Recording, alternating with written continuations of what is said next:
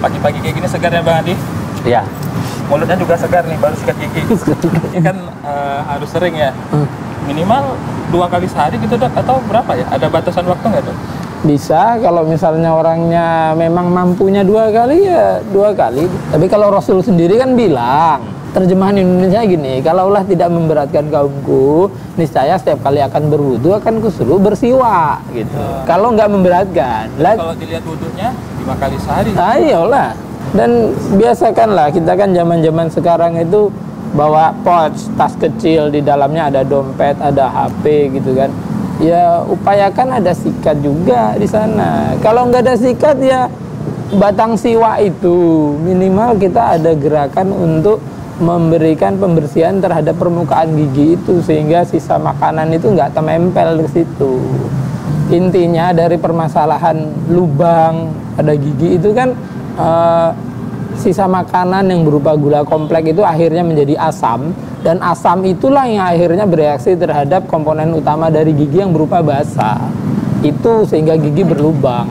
Kemudian secara nggak sadar gusi-gusi kita pun kalau misalnya kita kasih sediaan makanan yang tertinggal di situ sekian lama kan difermentasikan bakteri menjadi baunya enak itu kan.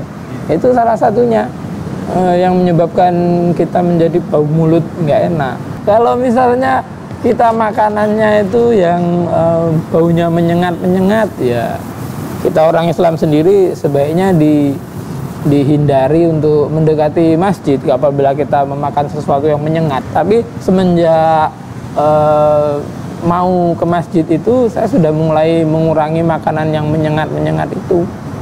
Karena di sini kita jaga bersih, rutin periksa ke dokter.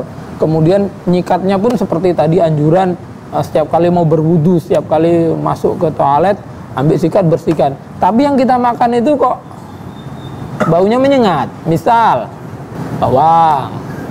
Kalau makanan yang panas itu pengaruh nggak dengan? Makanan yang panas. Panas. Bakso gitu. Kita makan pengaruh nggak dengan gigi? Kesehatan gigi.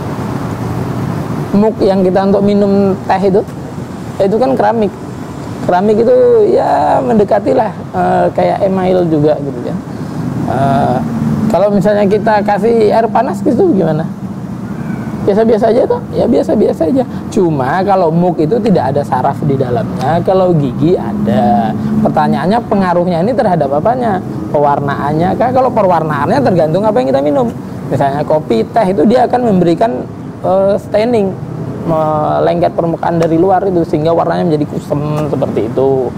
Tapi kalau misalnya terhadap sarafnya, kalau misalnya emailnya itu tidak ada yang terbuka atau sementumnya itu tidak ada yang terbuka, aman, nggak mungkin cut ngilu gitu, nggak mungkin.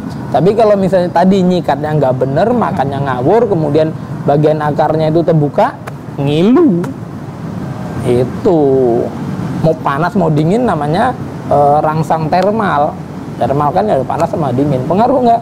Ya tadi kembalikan, akar giginya ada terbuka enggak? Kemudian di permukaannya itu ada yang berlubang nggak sehingga mendekati dentin, mendekati saraf nggak? Kalau giginya sempurna mau diapain nggak apa-apa gitu.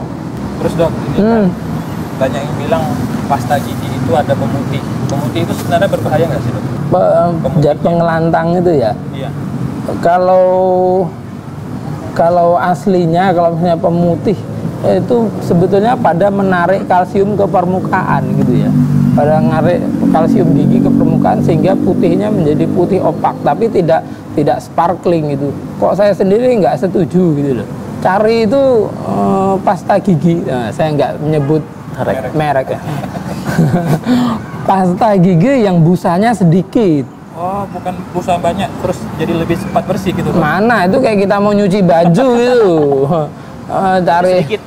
Yang busanya sedikit lah sehingga kita bisa ngontrol gerakannya ke sana kemari, dan dengan busa yang sedikit itu dia lebih bersahabat terhadap gigi, jaringan lunak di dalamnya, ada mukosa, ada lidah. Karena yang busanya sedikit dia lebih bersifat netral lah. Kalau yang busanya banyak itu kan basah.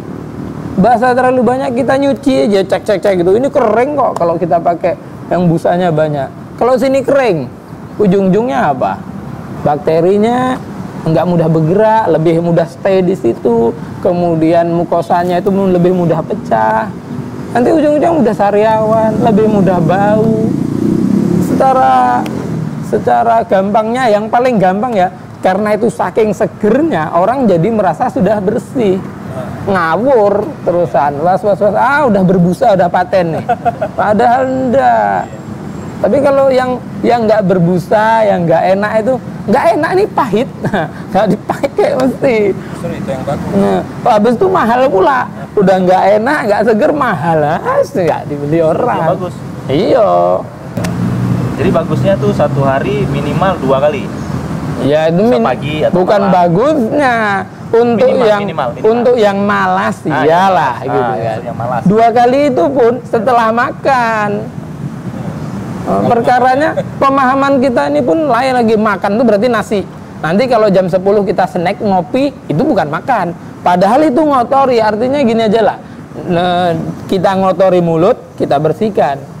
Itu kalau misalnya kita betul-betul pekerja di kantor, pagi makan, sarapan, jebret, bersihkan, udah ngantor, cek, selesai, aman.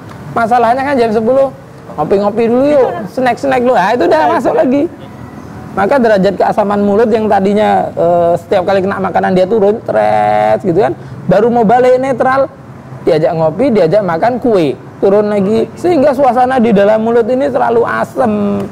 Kalau selalu asem, ya gigi akhirnya bereaksi asam basa. Basanya terlepas. Berarti setiap masuk dibersihin, setiap masuk dibersihin. Baiknya begitu, nggak apa-apa. Dan berarti saran dokter tadi, sikat boleh sesering mungkin untuk membersihkan gigi, dan pastanya juga yang alami, yang sedikit dan kurang pemutihnya gitu dok. Ya kurang pemutih, kurang deterjen. Kurang pemutih Itu aja. kurang deterjen. Media Sunnah Aceh.